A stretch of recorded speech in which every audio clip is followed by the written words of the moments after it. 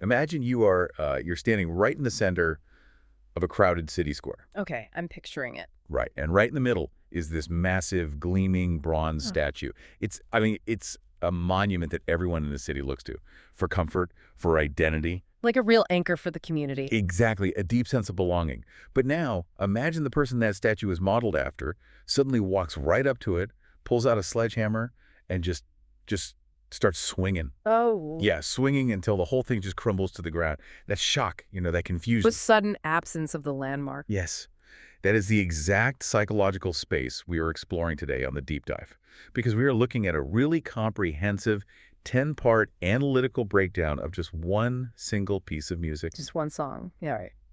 John Lennon's 1970 song God from the album John Lennon Classic Ono Band.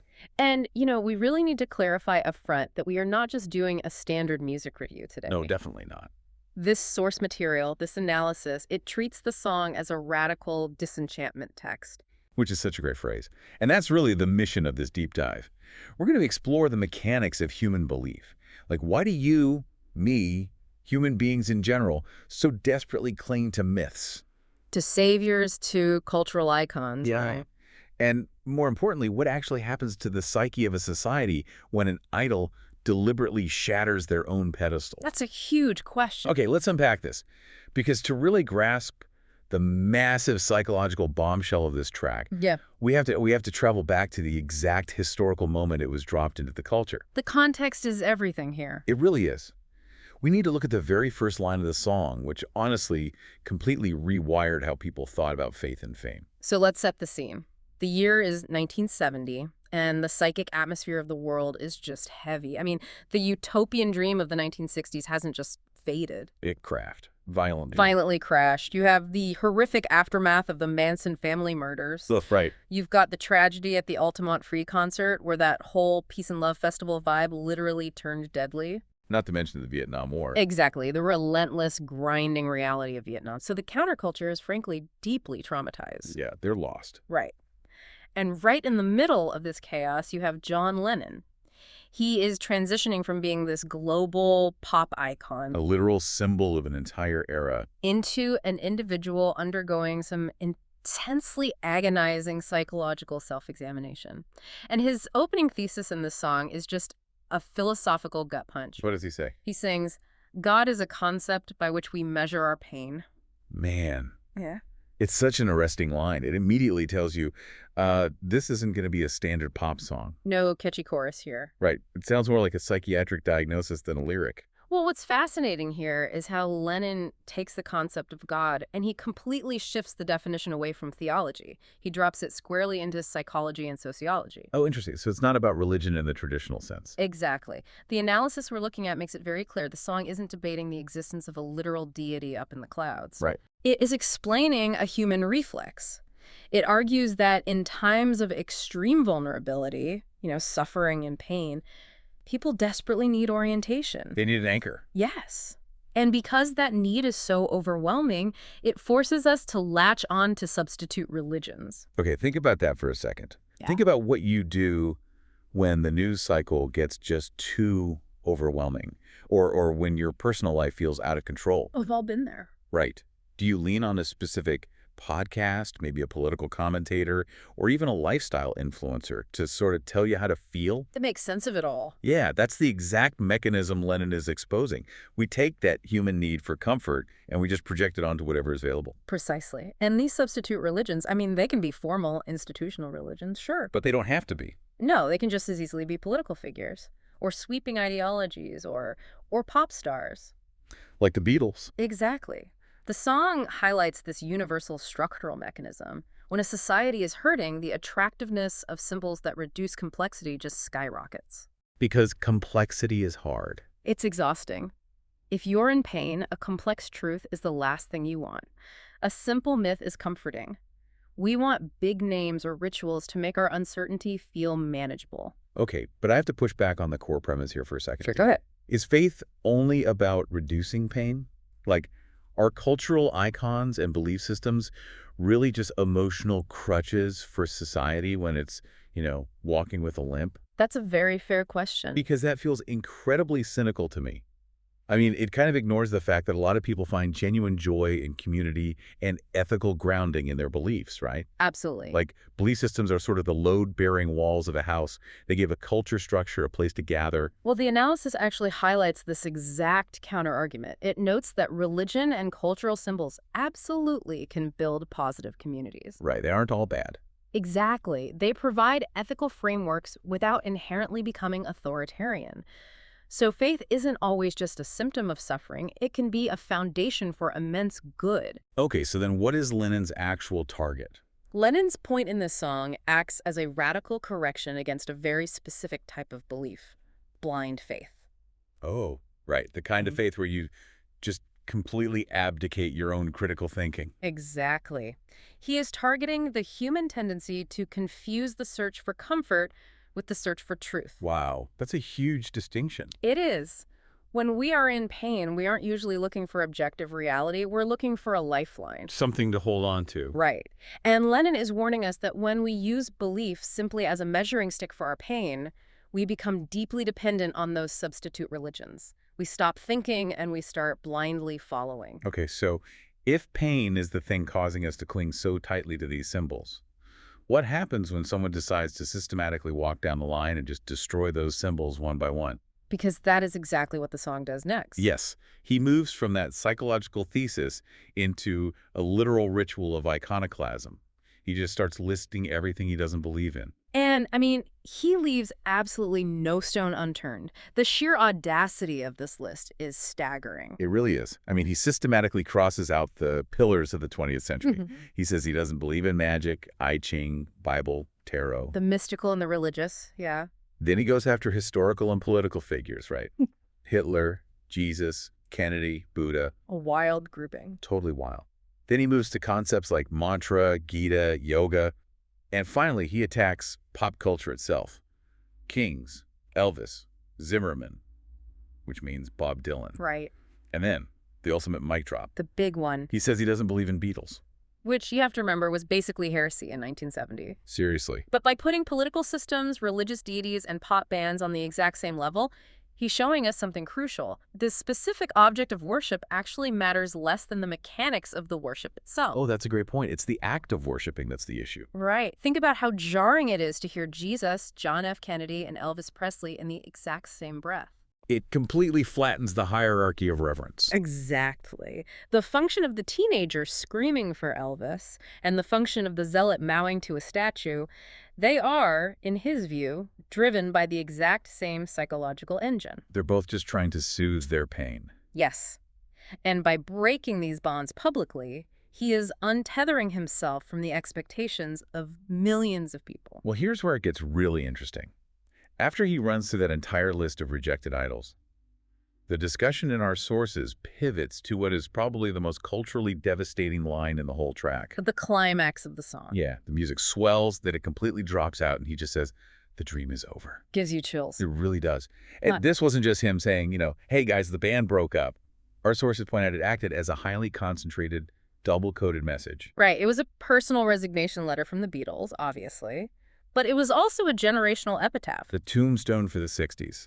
Exactly. The tombstone for that whole utopian counterculture narrative. The Yeah. peace, the love, the idea that a massive pop concert could somehow magically stop a war. Which by 1970 felt pretty naive. Completely. He was looking at a whole generation that was wandering around in the ashes of the 60s, completely lost, and he was violently shaking them awake. Because taking down a load-bearing wall hurts. It does. When a movement ends or a massive entity like the Beatles fractures, the public desperately wants a narrative. They want closure. They want someone to tell them what the last 10 years actually meant. Well, if we connect this to the bigger picture, cultural transitions require clear boundaries.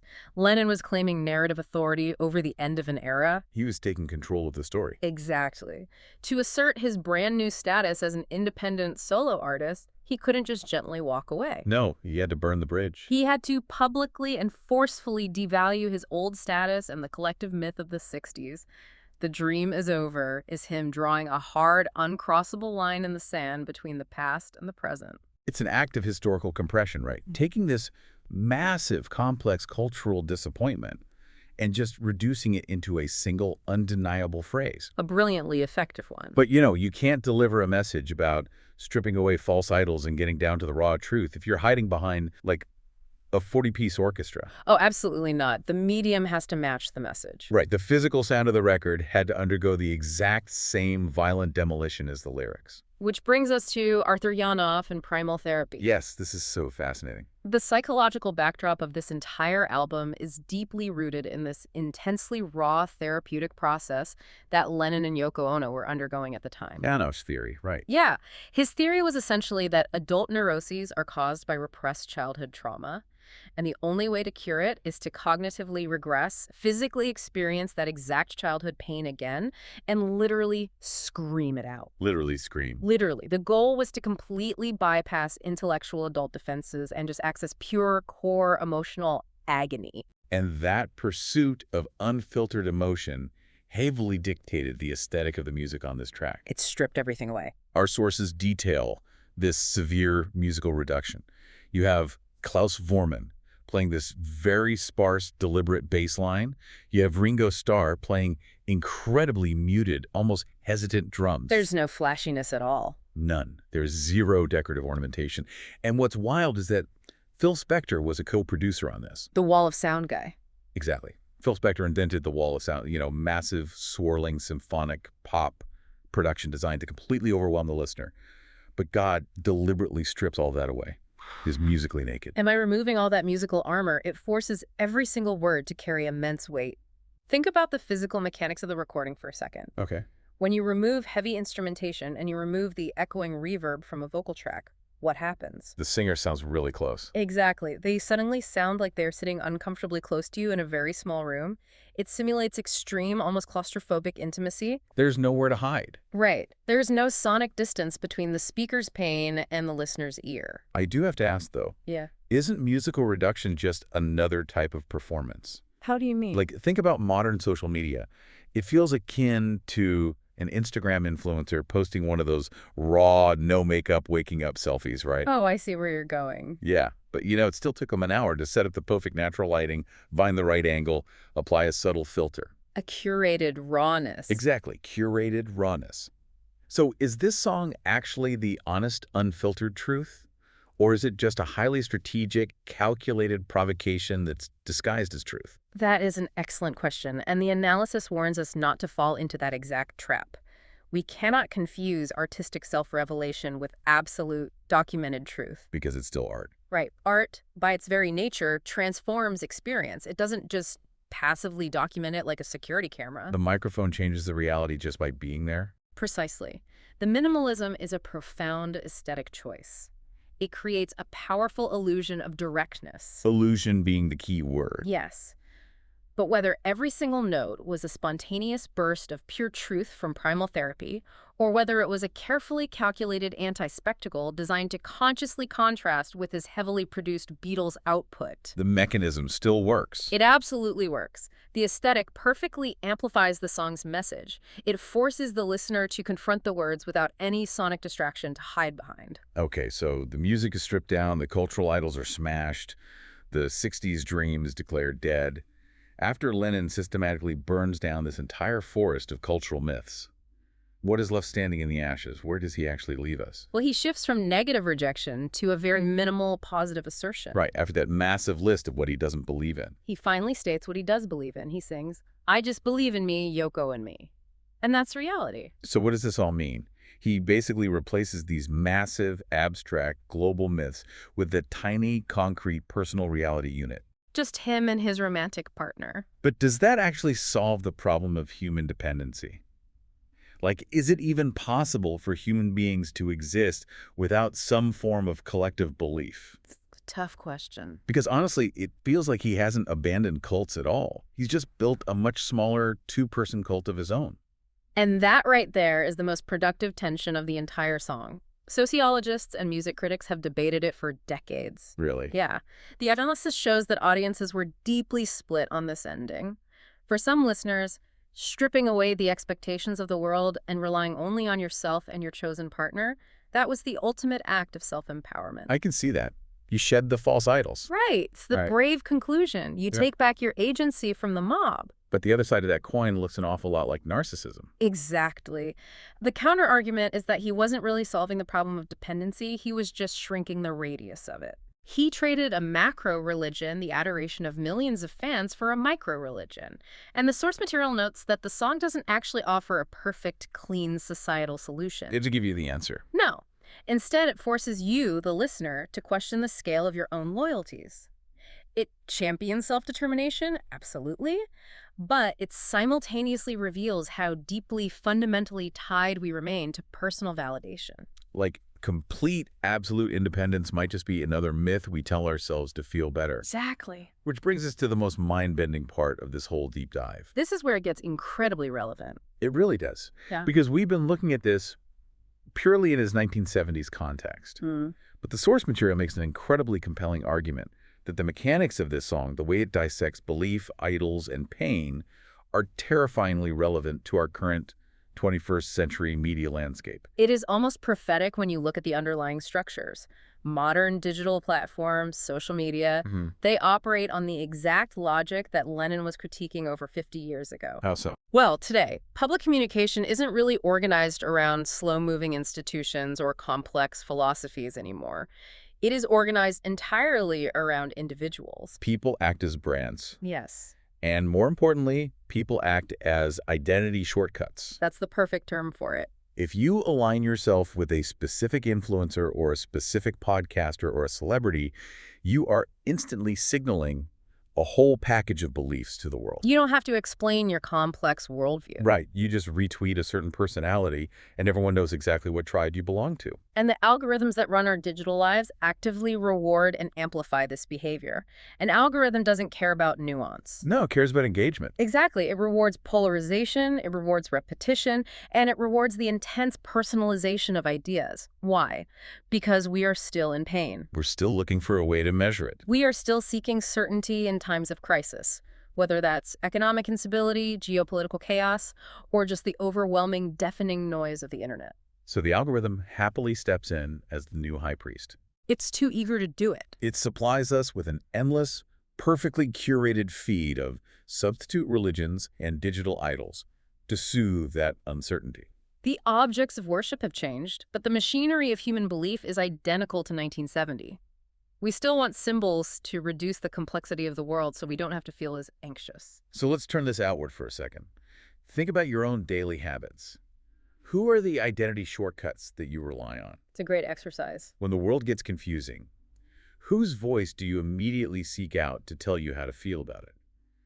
If you were writing your own version of this song today, what modern names, what apps, what political factions would you put on your own I don't believe in list? This raises an important question, perhaps the most important question of our analysis today. Let's hear it. The source material argues that God isn't just a catchy song about rejecting 1960s celebrities.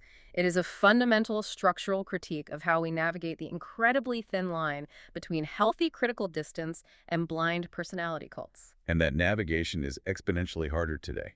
Oh, without a doubt. We live in an era of constant 247 digital self-presentation, where every like and follow is essentially a tiny act of worship.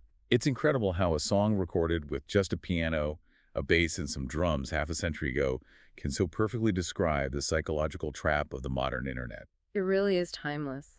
Let's do a quick recap of the journey we've been on today. We started by looking at how human beings use substitute religions, whether that's a massive institution, a politician, or a pop star, to measure and manage our own pain. And we examined the deliberate public destruction of the 1960s utopian myth.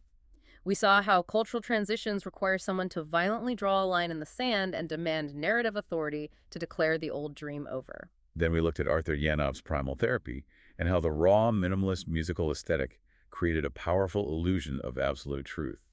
By stripping away the wall of sound, Lennon forced the listener into a state of uncomfortable intimacy. And finally, we brought it all the way to the present day, seeing how digital echo chambers and algorithms are still feeding that exact same human desperation for idols and identity shortcuts. It is a continuous cycle. The idols change, the technology changes, but the pedestal remains exactly where it's always been built, entirely out of our own need for certainty. Perfectly said. Which brings us right back to that image we started with. the idol standing in the square, swinging a sledgehammer at his own bronze statue. I want to leave you with a final thought to mull over, building on everything we've learned from these sources today. Okay. John Lennon publicly destroyed his own myth, right? But in doing so, he actually ended up generating massive new symbolic capital. He cemented his legacy as the ultimate truth teller. Exactly. His act of destruction made him even more immortal, creating a whole new kind of worship around his rawness. So the question is it actually possible for any modern idol to truly step off their pedestal today?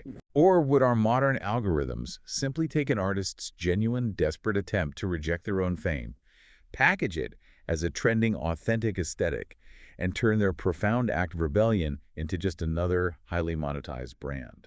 That is something to think about. Thank you so much for joining us on this deep dive. Take a hard look at the statues in your own digital square, question your cultural loyalties, and we'll see you next time.